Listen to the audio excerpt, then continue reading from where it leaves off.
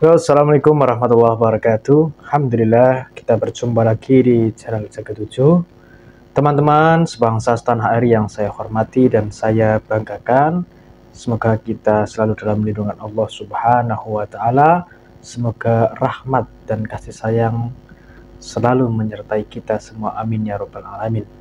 Dan semoga negara dan bangsa ini dijauhkan dari bala, musibah, dan dari penjajahan-penjajahan yang ada. Saudara, di video kali ini izinkan saya sedikit menunjukkan bahwa sesuatu penjajahan dari mulai kolonial Belanda, kolonial Jepang, dan para antek-anteknya, sekutu-sekutunya, itu awal masuknya itu memang tidak diwujudkan dengan langsung menjajah, tidak serta-merta langsung menunjukkan keasliannya untuk menjajah pribumi. Tetapi apa? Tetapi dengan cara yang sangat halus dan lembut. Seperti membangun sekolah. Seperti halnya kependudukan Belanda itu membangun sekolah-sekolah, membangun perairan-perairan, kemudian diteruskan juga pada masa penjajahan Jepang.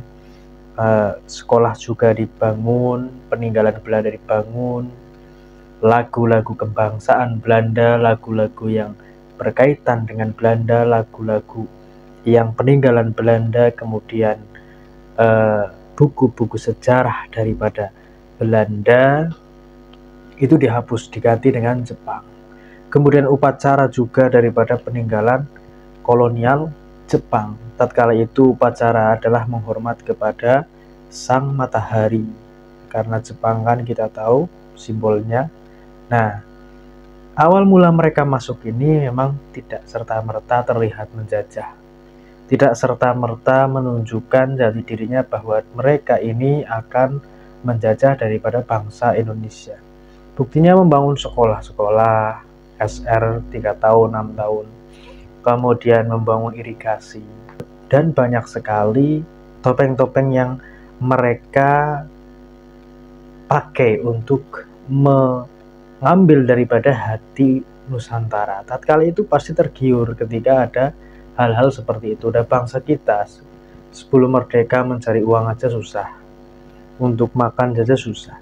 Ini kedatangan kolonial Belanda menjanjikan ini itu, menjanjikan ini itu, kemudian dilanjut kolonial Jepang menjanjikan ini itu dan lain sebagainya. Nah, sejarah yang ada ini tentunya menjadi pelajaran bagi kita, tentunya menjadi suatu hikmah bagi kita, bahwasanya penjajahan-penjajahan semacam ini itu harus diwaspadai, termasuk kita bangsa Indonesia, umat Islam An-Nahdiyah terkhusus, bahkan umat Islam organisasi lain harus mewaspadai adanya gerakan-gerakan penjajahan, berbagai bentuk penjajahan, berbagai bentuk simpatisasi mereka terhadap pribumi, mencari daripada kepercayaan mereka. Terkhusus ketika adanya polemik nasab, ada seorang ulama dari Banten mengeluarkan tesisnya. Tidak ada kitab sezaman, tidak ada sejarah di dalam kitab pada zaman itu. Kitab sezaman tidak ada, kitab sejarah tidak ada, kitab nasab tidak ada yang menyebutkan Ubaidillah adalah anaknya Ahmad bin Isa al-Muhajir.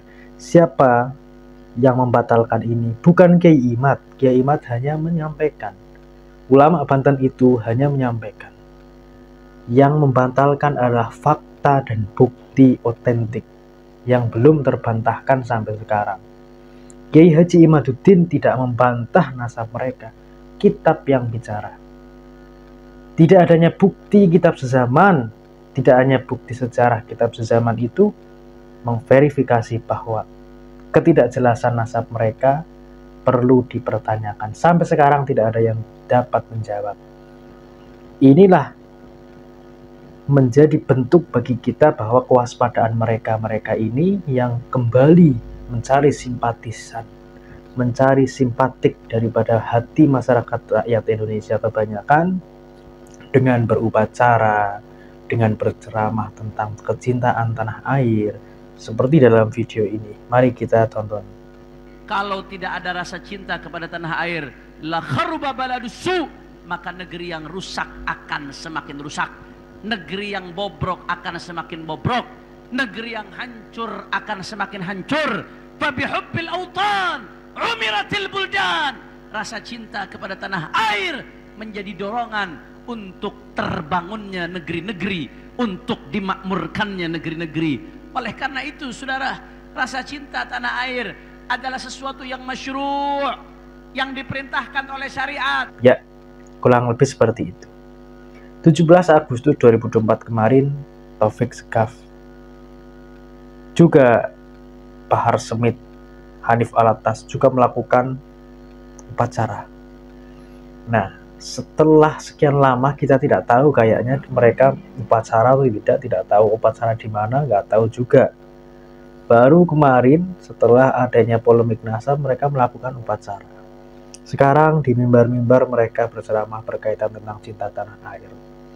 Masyarakat bangsa Indonesia tidak usah dipelajari, tidak usah dikasih tahu kalau cinta tanah air sebagian daripada iman. Terkhusus warga Nahdien, mereka sudah tahu bahwasannya ulama terdahulu pernah mengatakan hubul waton minal iman, cinta tanah air sebagian daripada iman, termasuk melihat penjajahan dan menjegal penjajahan itu, mewaspadai penjajahan itu, membatalkan penjajahan itu, termasuk hubul waton minal iman.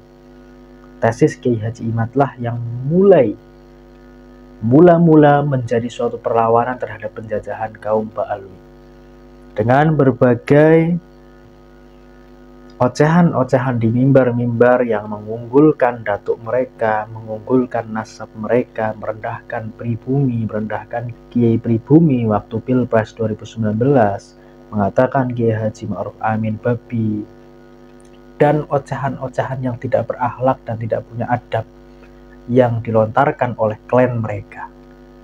Dari situlah Kiai Haji Imad didorong oleh kuasa Allah Subhanahu wa Ta'ala membuat tesis dengan berbagai macam-macam kitab, dan hasilnya Ubaidillah terputus bukan anak dari Ahmad bin Isa al-Muhajir. Tidak ada bukti. Sekarang kalau kita bicara ilmiah, ya dilawan secara ilmiah. Kiai Haji Imaduddin bicara ilmiah, lawanlah pakai ilmiah, jangan pakai marah-marah. Kiai Haji Imaduddin meminta bukti, lawanlah dengan bukti, jangan halusinasi. Kurang lebih seperti itu. Mereka selalu mengcounter daripada Kiai Haji Imaduddin, tidak dengan referensi kitab, tidak dengan referensi ilmiah, tapi dengan cara-cara yang bukan sama sekali jauh dengan keilmiahan.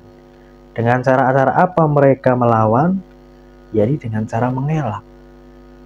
Kenapa harus ada syarat yang mewajibkan kitab zaman? Loh, kalau kita bicara ilmiah, bukti harus ada.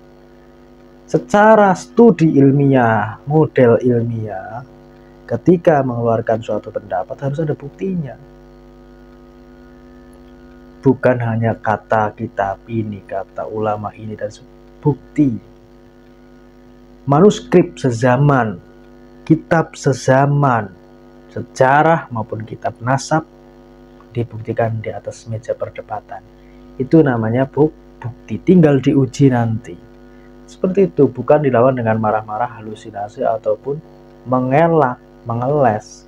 Habib Rizik pernah mengatakan, ayo kalau berani tes DNA. Sekarang nggak berani, bagaimana itu? Nah, ini saudara sebangsa setanah air, penjajahan semacam ini kembali lagi kepada peristiwa upacara yang dilakukan oleh klan mereka ini hanya bentuk mencari simpatisan masyarakat bahwa mereka adalah cinta tanah air. Namun di sisi lain mereka menjajah dengan cara menghapus semua sejarah-sejarah bangsa kita satu demi satu, memalsukan makam, memalsukan nasab, dan menghina kiai pribumi. Kita harus benar-benar mewaspadai ini semua. Terima kasih. Assalamualaikum warahmatullahi wabarakatuh.